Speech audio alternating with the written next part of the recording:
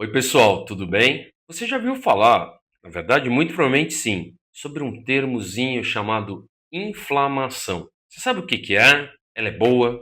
Ela é ruim? O que que a gente faz com ela? Para que que ela serve? E aí, ficou curioso? Então fica com a gente no vídeo, porque hoje nós vamos falar sobre inflamação.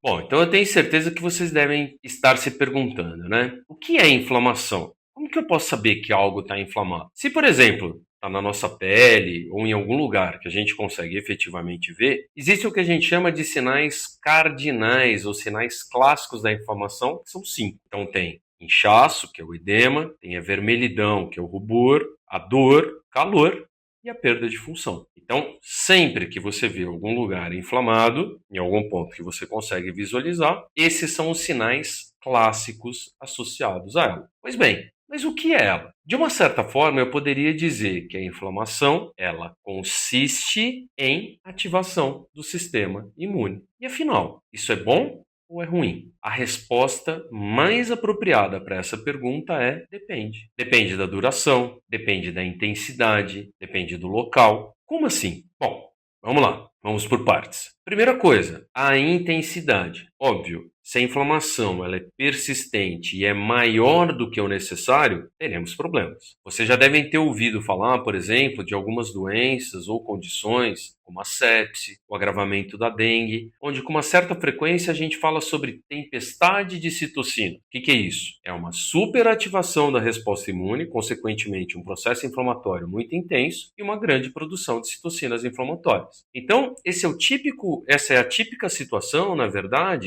onde o sistema imune ele acaba assumindo um papel de faca de dois gumes. Por um lado, era para ele estar orquestrando e ajudando a manter tudo funcionando da melhor forma possível. Por outro, quando superativado ou quando ativado além do necessário, ele acaba trazendo prejuízo para o nosso corpo. Então, esse é o primeiro aspecto. Justamente por isso que ela pode ser classificada como aguda, crônica. Nós temos também a inflamação que a gente chama de alérgica, que o próprio nome sugere está associado à alergia. Então, a primeira pergunta é boa ou ruim? A resposta é depende, e eu já expliquei por quê. Depende da intensidade e depende da duração. Obviamente, como tudo na vida, se for excessivo ou se for abaixo do necessário, não vai ser boa. Agora, se ela acontecer ali dentro de limites que a gente chama de fisiológicos, ou seja, houve uma ativação da resposta imune, o sistema imune respondeu a um estímulo e na sequência o problema foi resolvido. Perfeito. É nesse limite aí que é o limite fisiológico da inflamação. Justamente para poder controlar esse tipo de situação e já que a inflamação está associada a várias doenças, e muitas a gente já falou, inclusive aqui no canal, sobre dengue, falamos sobre Covid, falamos sobre, enfim, sobre outras tantas doenças. Os tratamentos, nesses casos, visam, em muitas situações, o controle da intensidade do processo inflamatório. Como eu disse, a inflamação excessiva, ela é prejudicial. Então, controlar essa inflamação é imperativo para que esse paciente tenha melhores condições de evoluir bem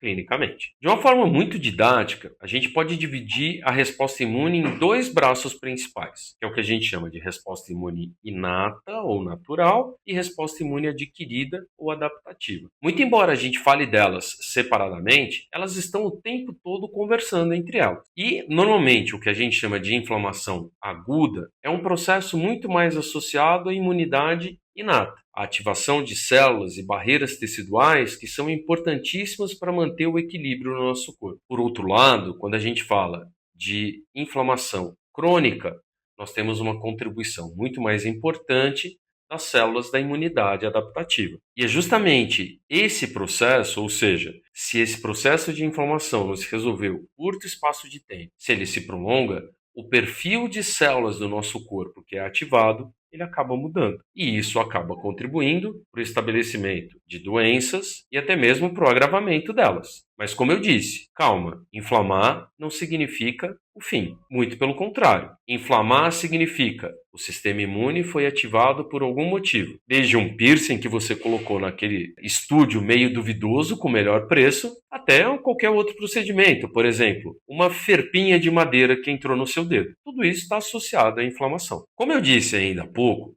Esse processo inflamatório, ele pode acontecer dentro de níveis mais fisiológicos, ou seja, normais, naturais, esperados, ou atingir níveis suprafisiológicos. O que é isso? Acima do normal, acima do esperado e do desejado. Então, essa ativação excessiva da resposta imune, como na inflamação exacerbada, seja nas doenças autoimunes, que nós já falamos aqui no canal, seja em doenças infecciosas como a dengue, por exemplo, que também tem uma tempestade de citocinas, sempre que há ativação excessiva da resposta imune, a gente acaba tendo um problema em decorrência disso. Como todo e qualquer processo biológico no nosso corpo, ele é amplamente regulado. Então se ele é muito regulado, como então que a inflamação crônica se estabelece? Como a inflamação não se resolve em alguns casos? Porque, óbvio, aí depende de situação para situação. Você já deve ter ouvido em algum momento da sua vida que biologia não é matemática. Isso é bem verdade, tá? Tem muito a ver matemática com biologia, mas quando a gente fala isso, a gente está querendo dizer que os sistemas biológicos, na verdade, eles sofrem influências e eles podem seguir caminhos que às vezes a matemática tem dificuldades de predizer,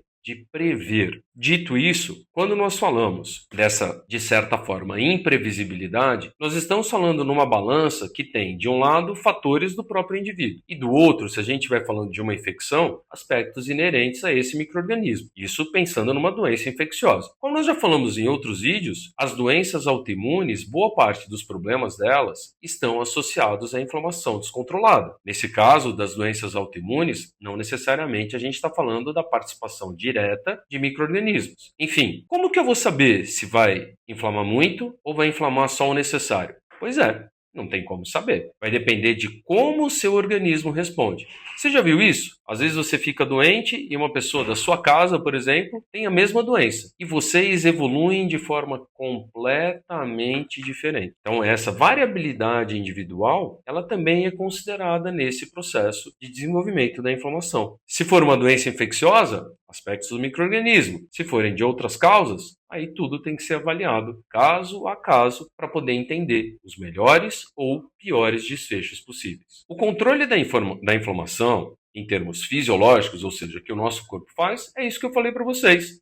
Em condições naturais, é para que o processo aconteça e ele seja resolvido. Agora, em situações muito específicas, isso não pode ser feito sozinho, ou seja, o nosso corpo não consegue, dada a intensidade, resolver. Nesses casos, aí nós temos que tomar remédios, como os anti-inflamatórios, óbvio, sob prescrição médica adequada, porque, dependendo do cenário, o anti-inflamatório que você toma, os efeitos colaterais dele podem ser piores para aquele mal que você está sofrendo. Então, nada de automedicação, tá certo? Mas vamos lá.